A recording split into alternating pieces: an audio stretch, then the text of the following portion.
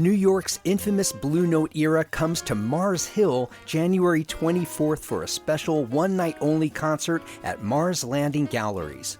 Civil Disobedience is a project bowing to the politically conscious underground jazz of 1960s New York City. You'll hear music from progressive composers such as Bobby Hutcherson, Jackie McLean, Stanley Cowell, Howard Land, Joe Chambers, and James Spaulding. Much of their music wasn't released on record till decades later, and you can hear New York musicians performing it live January 24th. Seating is intimate and limited. For tickets and details, go to marslandinggalleries.com. And if I lose my head, even if I ever lose my touch, yeah, she'll tell me my love is enough. Andrew Scotchie is one of Asheville's homegrown musical successes. He was an active busker, he played in local clubs long before he was old enough to legally get in the door, and even started his own successful knockoff of the popular Bonaroo Festival. A few months ago, Scotchie released his fifth album of eclectic Appalachian roots rock music called Love Is Enough. For the longest time, my source of writing was, and it still is, it's out of a source of pain, it's out of a source of suffering, and it's out of a place of not being completely okay with the way that things worked out. I'm Matt Peiken, and this is The Overlook, a podcast about the news, arts, issues, and trends of Asheville, North Carolina.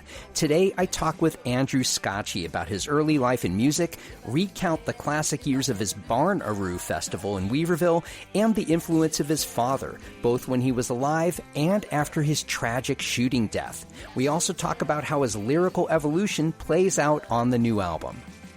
My love is enough.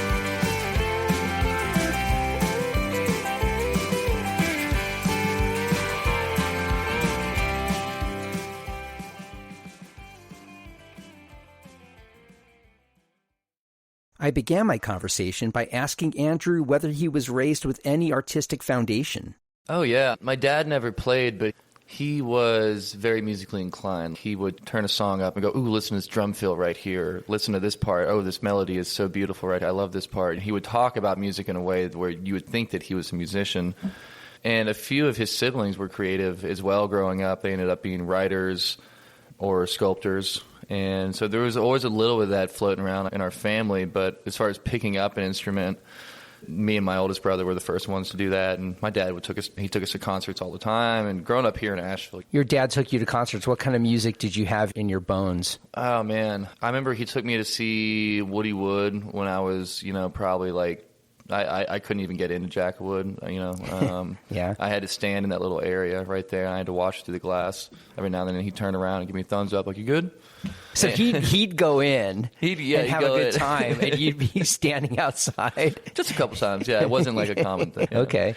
But no, he'd take us to Belshare, and I was that kid on his shoulders. Get to see all the bands and the festivals nearby, like Flat Rock Music Festival was one that we go to. That's no longer around. Yeah. But we saw Stanley Family Band there, so we saw everything from bluegrass to hard rock and roll to funk to pop, everything. And he was all-inclusive in that way. You said your brother played too. Did you play in bands with him?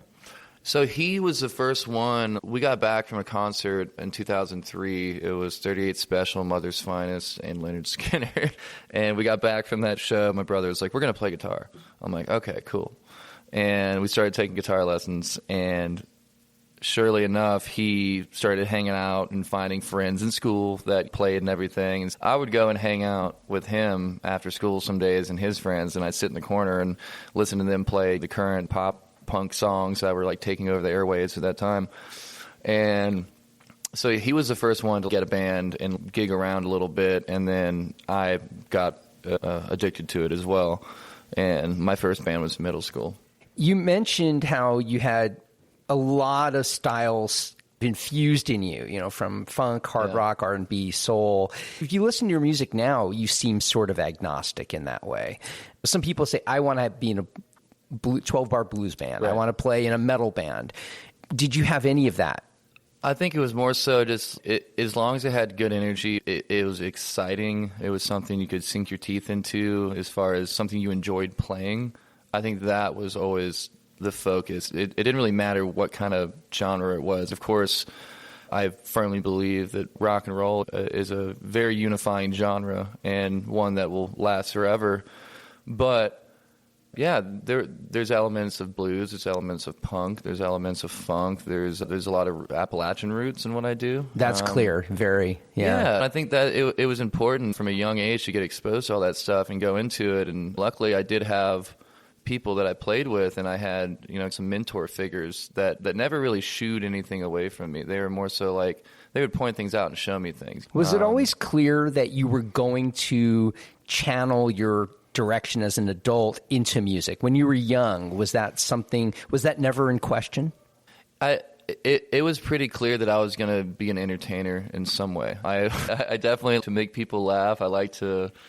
Tell me about what other kinds of entertainment you think, or were you dabbling in? So before it was music, it was skateboarding and dirt bike racing. I was convinced that I was going to be in Hollywood and I was going to be a stuntman. Really? Yes. Okay. So I could see that with dirt biking and skateboarding.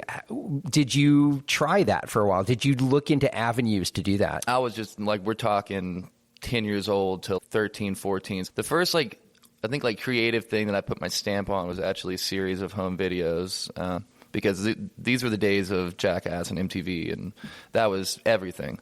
Because it had the full package, had the exciting, crazy, breaking the rules, doing whatever the hell you want, and it had the music in it as well. So we had our own series of Jackass that we would do, and we would shoot, and we'd edit, and we'd film. Did this get on YouTube? Or so what? This was before, that time, before really. YouTube, yeah. Yeah, this was before that, and the only copy, and I hate to say it, but the only copy I think I have is on a DVD disc in my mom's house somewhere, and it probably skips to high heaven. It probably doesn't even come out that clear. But we would do these insane stunts and jump over things. And I remember taking our little toy houses that we had from when we were toddlers and lining them up in a driveway, Evel Knievel style, and jumping over them. And we played a lot of Gasoline. What's Gasoline? That doesn't sound like a game that I've ever played. What's Gasoline? We would set a lot of things on fire. We would set a lot of things on fire. We like to see things explode.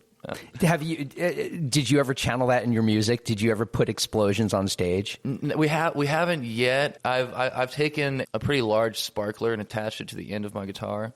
That's about the extent of it. About the DIY pyrotechnics that we've done so far. So obviously you didn't go down the path of stuntman. When did you get validation as a musician that, this is something I can do? Man, I would have to say probably around age 13. So my band was called Rightful Intentions, and we were, I think we classified ourselves as Southern grunge. Okay. Yeah, because we loved classic rock and roll, Southern rock, and we also loved 90s stuff. But anyway, we got the opportunity to play with, I want to say it was Velvet Truck Stop, a long-standing band here in the area, and we got invited to play with them at Leaf Festival at one of the stages, the indoor lake stage. And Artemis Pyle, the second drummer from Lynyrd Skynyrd, he was behind the drums. And I remember my dad being like, dude, you're playing with one of these guys that we grew up listening to and seeing in concert and everything. This is a big deal. That, I think, was a very, that had a lot of affirmation to it, that show. And then... And you were only 13? I was 13, going on 14. And you're playing guitar. Were you fronting the band? So my role in the band, we had two guitar players. I'd sing backup and play rhythm. At the time, I was very, I'm a rhythm guitar player. I don't want to be and play all the leads and everything necessarily. I wanted to have a very Malcolm Young kind of role. I was just going to say, did you Malcolm Young? Okay. That was absolutely my role, and I was proud of it, too. We had bass and we had a drummer, and the lead guitar player would sing, and me and him, of course, would butt heads, and as teenage boys would. But you already had a strong sense of self as a musician at 13. You knew you're going to be Malcolm Young for your band, but you were butting heads. So you obviously had a certain aesthetic that you wanted in your music. When did you begin writing your own songs and stepping out that way? I remember writing the first thing probably around a couple years before that, around 11 or 12. And it was just based on a few power chords that I knew. I had this idea for a song called House of Fire, where everything was just crazy and chaotic and a sweet kind of romantic Americana kind of way, if that makes sense. And anyway, yeah, so as early as that, I was playing around with ideas and just listening to things around me and trying to put it to words. Andrew Scotchie and the River Rats, I think your first record, that didn't come out until, what, 2015? 2015, yeah, We All Stay Hungry. Yeah, and you've had a lot of music since then. Had you ever recorded your own band, your own music before then? Yeah, so there's 12 tracks that never got any streaming services that got put out in 2012. So whenever we started as a band, this was me, Eliza Hill, and Jordan Miller, or was like really the original lineup. We were hand making our CDs because we didn't even know that you could go online and print them all out and do all this stuff. It was very DIY. Yeah. And we were selling them at shows, and I was making them. I was living at home. I was 17, 18. Did you go to school with them, with Eliza? Yeah, so me and Eliza met through a mutual friend, and she ended up going to middle college. I was in early college at AB Tech, so we were like one floor apart. And Jordan Miller was my buddy in high school. He went to early college as well. Yeah, we all met in high school, and that was really the foundation of the band. And me and another classmate, Andrew Adams, we would go and busk on the streets in between classes or on the weekends, and just with the goal of having fun and, you know, maybe scrounging up to get, you know, some beer. And What's interesting about that a little bit is that I think a lot of people think of buskers today as people who've come into town, who've moved here and want to try to find a way to make it. I don't think of buskers typically as being people who've grown up here, who then busk. Was there a lifestyle and a social base for you around the busking community at that time as a teenager? 100%. So I learned a lot of guitar moves, so to speak, and chords and scales and stuff like that, just being on the streets. And it was definitely a very community-based thing. There was, of course, a little competition and clickiness. You know, some people would be very protective of their space. If they had a spot that people were tipping in and they were like, yeah, I'll be done when I feel like I'm done, that kind of thing. And I was young. I was by far one of the youngest out there trying to do the thing. And so there was a little bit of that, getting treated like a kid and not getting taken seriously. I was just going to say, did you take it seriously? Of course. You did, even then. then. Yeah. So how did that I imagine it was a hard scrabble, fight for your turf, have to entertain people from the get-go to keep their attention. How do you think your days busking stamped you as the artist you have become? I think the urgency. I think that starting to do it on that level and to have to grab people's attention like that shapes songwriting in a way to where maybe if I didn't have that experience of having to keep people's attention as they're walking by, maybe I wouldn't have thought of songwriting in a way of, hey, I've got to grab people's attention and keep it. So, yeah, I think it was definitely influential in that way. Were you always busking with your own material, or were you doing covers? It's easy to get people's attention with covers. It's a lot harder with your originals. When did you get serious about your originals? I would say 17 was around the time that I started to really have some originals come out and get written almost spontaneously. It was the dream scenario where you become the vehicle and you're not necessarily thinking what is the A, B, and C way to go about this song. You're just inspired and you're channeling something and you're almost overtaken by a divine spirit. I think that was experienced around the age of 17 for the first time, and that's when I really knew that I needed to record, I needed to travel, and that's around the same time we started to get some recognition from the Asheville music community as well, and some solid feedback and support and some press and everything, and that was all affirming. You were 17 when you took your music seriously, or you said you started to. When did you start hitting the road? Because from what I understand, you've traveled quite a bit with your music. So talk about that, your life on the road when you started that, and how did that start? We were the teenagers playing bars, and we also had our own space. So we had Barnaroo, which was in my mom's backyard, and that was a festival that I put on from 2009 to 2018.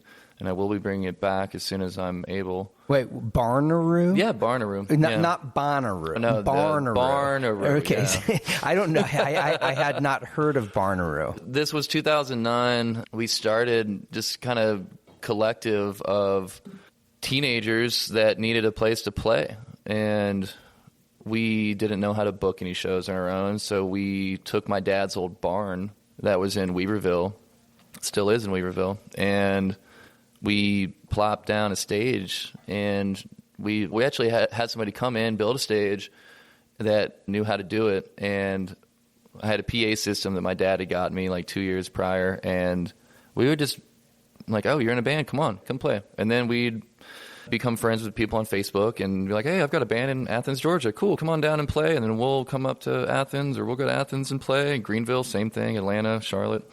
And before we knew it, we had a scene being built and a little network being built. And that was inspiring in itself, because that was one of the first tastes of being like, hey, this is a business, and we are creating solid contacts, and we're going out. We're not only going out and playing different cities, but we're bringing in different bands and artists, and we want to give them a good representation of what we have.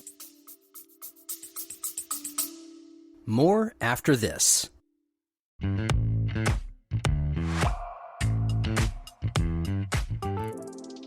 The First Look newsletter brings you news headlines from all over Asheville every weekday morning. You can scan it at a glance and see if there's something you've missed or just need to know more about. There are no ads disguised as stories, just the headlines in a quick, easy read. Get the First Look newsletter for free at podavl, that's podavl.com/newsletter.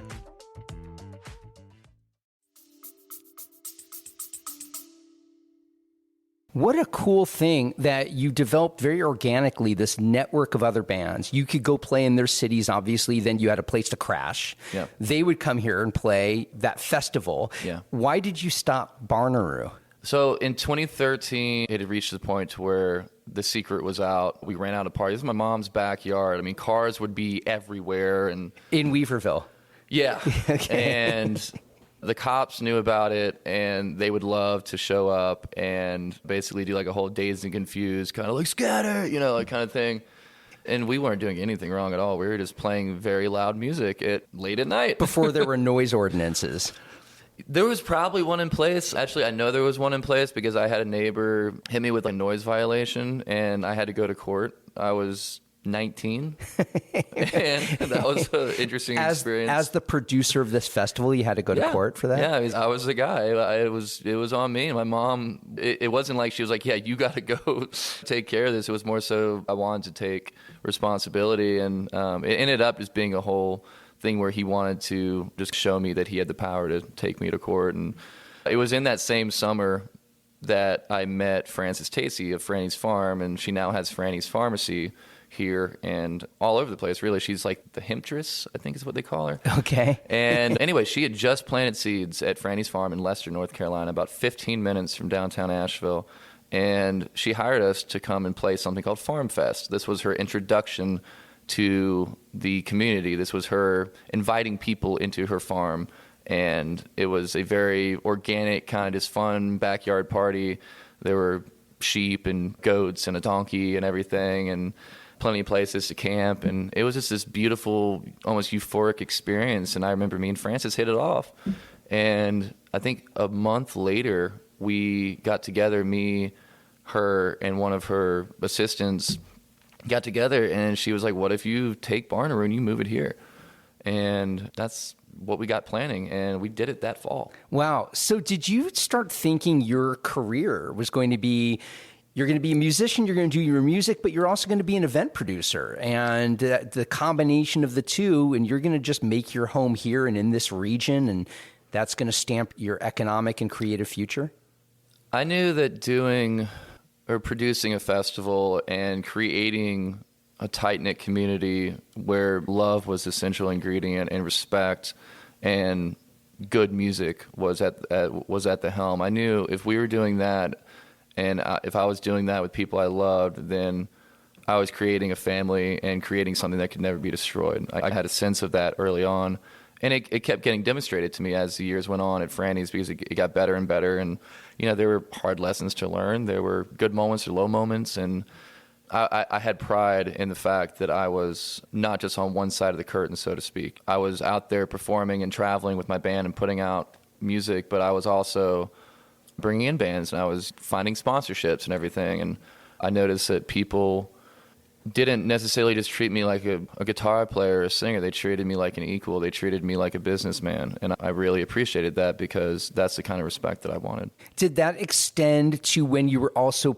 trying to propagate your own band and your own music? Yeah, there were many times where Barnaroo would help us get booked in other places because people would hear about it and everything. And especially we would just get to play with some of our favorite bands. Like we'd have Southern Culture on the Skids come and play. We'd have Eric Gales. We'd have Yarn come and play. And how awesome, just from the reputation.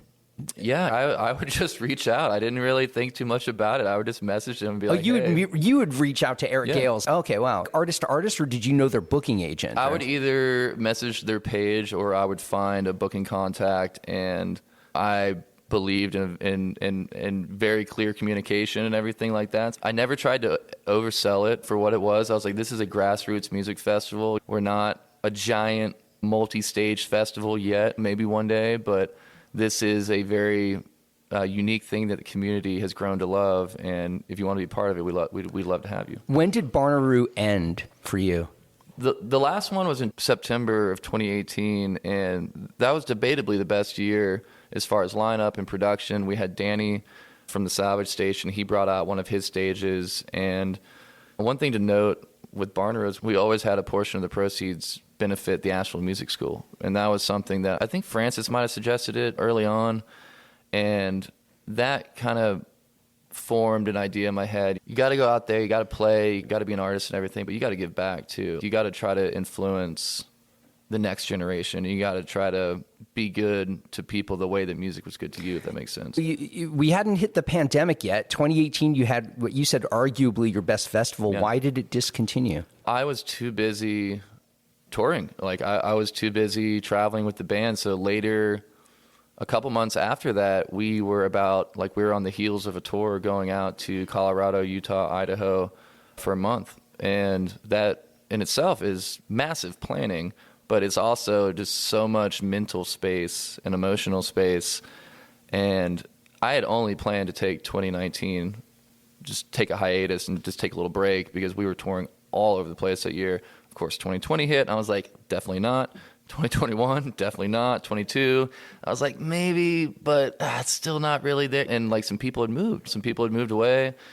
The kind of crew had changed a little bit, you know. You're talking about a little bit ago about as long as you stay unique as an artist. How do you think you have evolved as a songwriter? Your first proper album as the River Rats came out in 2015. You've had now your new record. Is this your sixth record? Or? It's fifth studio album. That's a lot of output in 8 years. Lyrically, what are you inspired to write about now that maybe you wouldn't have thought about writing about 7-8 years ago? I would say maybe a sense of peace, trying to be okay with where you are, trying to have appreciation. Tonight it feels just fine, dancing with my demons and drinking all their wine. Tonight it feels good to be a little lost and homely in a different neighborhood. For the longest time, my source of writing was, and it still is, it's out of a source of pain. It's out of a source of suffering, and it's out of a place of not being completely okay with the way that things worked out. My dad was shot when I was 15. He died the day before my 15th birthday. He was shot and killed? He was murdered in West Asheville, yeah. What happened? So there's a company called Mountain Valley Spring Water. His parents in the, I think like late 80s, they bought it's a franchise, so they bought the West Asheville location. And fast forward to 2008, my dad his face is on all the trucks. You see he's holding a bottle on his shoulder, and he's like the face of the company. He was going around town and getting venues and restaurants their own personalized bottles. You see the orange peel with their own water bottles and everything. That was all his idea. And he was a people's person. He had great relationships with people, except for one person that he had to fire because the guy was stealing. He was stealing from the company, and he was battling addiction. And so my dad was like, you got to figure your stuff out, man. I got to let you go. And the guy came back and shot him, and I actually met the guy that did it. I met him about a year prior, and It's fucking crazy because I remember my dad introduced me to him and was like, hey, this is one of my main guys right here. Wow. So he got stabbed in the back, and my life, the whole family, everything got turned upside down. It's one of the main reasons I am the way that I am, and why I write about the things I write about. Your father was really instrumental in terms of you even having an introduction to music, and it's hard not to talk about him. Yeah. Yeah, and he didn't get to see the musician or hear the musician you have become. Do you still, in your mind and in your heart, do you have conversations with him through your music? Oh yeah, he guides me all the time. Yeah. Yeah, we have a very beyond this plane kind of relationship. We do. Yeah, I still talk to him, and he's still represented every time I see a red-tailed hawk. He's right there. There's been times I've been playing, and I feel like I could see his face in the crowd. I don't feel that kind of black hole that I felt whenever I was a teenager or whenever I was in my early 20s.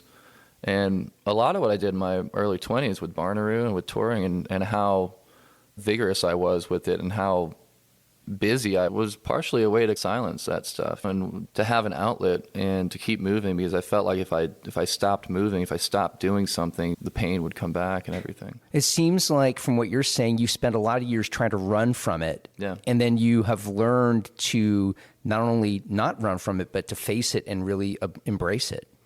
I think that I hope that whenever people pass, there's a sense of energy that can never be destroyed. And I've always had that at the forefront of my music. Try to put out a good energy, try to surround yourself with people that you love and trust, and that kind of force, it can never be destroyed. I've just thought to ask you this, and you mentioned about pain, and I don't know if this is a source of your pain, but if you're comfortable, can you talk about your left eye? Yeah, sure. Yeah, I know. Is there a condition, or did something happen? Or? Yeah, I got the name of it recently because somebody messaged me on Instagram and was like, hey man, I have blah, blah, blah too. And I just want to say that following your page has given me a lot of confidence as a musician. But anyway, it's just lazy eye, I guess is the most common form of it. When I was younger, they started to notice that it was wandering, and then they did surgery to correct it, like a muscle or something. And then I was supposed to wear glasses, and they should have duct taped them to my head or something like that, because I didn't keep them on, man. Oh, really? It didn't bother you. You weren't yourself. You weren't bothered by the effect of your vision or of that. It's not as great I have no problem passing vision tests or anything like that. If anything, it's more so just been a thing to overcome as far as self-confidence. That's what I was going to ask you. Yeah. Is that also, not to be presumptive about this, but has that been a source of your pain and angst that you've also tried to work through creatively?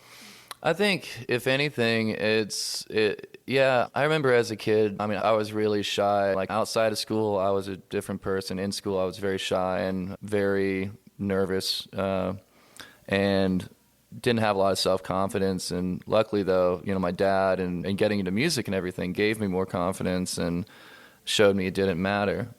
If you're having a good time and doing what you love, it didn't matter at all. You played AVL Fest. What did you think of how everything with this festival? It's not Barnaroo. It's its own new thing. What do you think of it? It's what Asheville needed. I didn't want the weekend to end. Sunday night, we went to a staff volunteer artist appreciation party, and the general vibe, and I'm getting goosebumps thinking about it right now, because everyone was so happy.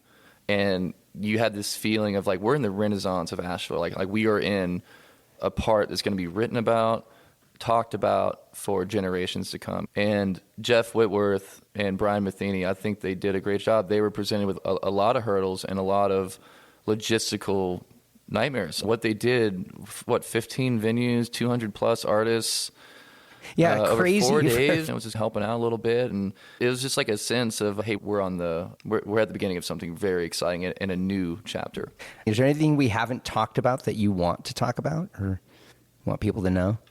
Yeah, I'm gonna save it for the book, though. All right. I'm writing a book. And you are? Yeah. Okay. There's some stuff with just the Scotchie name and how it's associated with Mountain Valley water because of my dad's passing there and everything. That's something I've wanted to set the record straight with. But then again, whatever this may sound, whenever people hear Scotchie in this area, they don't think water, they think music. And to me, that's enough. As long as you always love that face that you see when you're looking in the mirror. Our First Look newsletter gives you just a handful of daily headlines from around the local media landscape to get you on your morning. We also have a weekly newsletter devoted to all things The Overlook that hits you every Friday. Both are free and available at podavl.com/newsletter. And please support the show by going to our Patreon page at patreon.com/The Overlook Podcast. I want to thank Andrew Scotchie for today's revealing conversation. As with most of my interviews, today's conversation happened inside the BB Theater, whose owners, Susan and Giles Collard, have been so gracious enough to allow me to use as my second broadcast studio. The Overlook is a production of Podcast Asheville. New episodes of The Overlook come out every Monday, Wednesday, and Friday. I'm Matt Peiken, and I'll see you on the next episode of The Overlook.